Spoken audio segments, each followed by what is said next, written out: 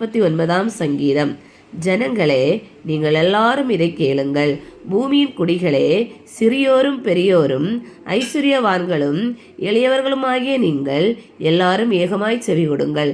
என் வாய் ஞானத்தை பேசும், என் இருதயம் உணர்வை தியானிக்கும்.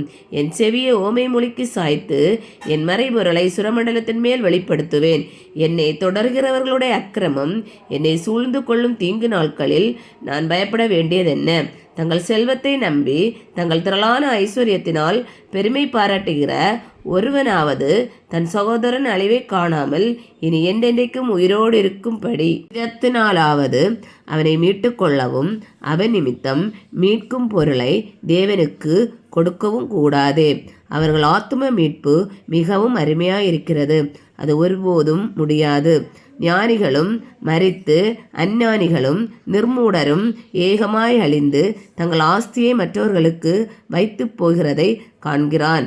தங்கள் வீடுகள் நித்திய காலமாகவும் தங்கள் வாசஸ்தலங்கள் தலைமுறை தலைமுறையாகவும் இருக்கும் என்பது அவர்கள் உள்ளத்தின் அபிப்பிராயம். அவர்கள் தங்கள் நாமங்களை தங்கள் நிலங்களுக்கு தரிக்கிறார்கள். ஆகிலும் கனம் பொருந்தியவனாயிருக்கிற மனுஷன் நிலைத்திருக்கிறதில்லை. அழிந்து போகும் மிருகங்களுக்கு ஒப்பாயிருக்கிறான். இதுதான் அவர்கள் வழி, இதுதான் அவர்கள் பைத்தியம். ஆகிலும் அவர்கள் சந்ததியார் அவர்கள் சொல்லை மெச்சிக்கொள்கிறார்கள். ஆட்டு மந்தையைப் போல பாதாளத்திலே கிடத்தப்படுகிறார்கள். மரணம் அவர்களை மேய்ந்து போடும். செம்மையானவர்கள் அதிகாலையில் அவர்களை ஆண்டு கொள்வார்கள். அவர்கள் தங்கள் வாசஸ்தலத்தில் நிலைத்திருக்க கூடாதபடி அவர்களுடைய ரூபத்தை பாதாளம் அளிக்கும். ஆனாலும் தேவன் என் ஆத்துமாவை பாதாளத்தின் வல்லமைக்கு தப்புவித்து மீட்பார். அவர் என்னை ஏற்றுக்கொள்வார்.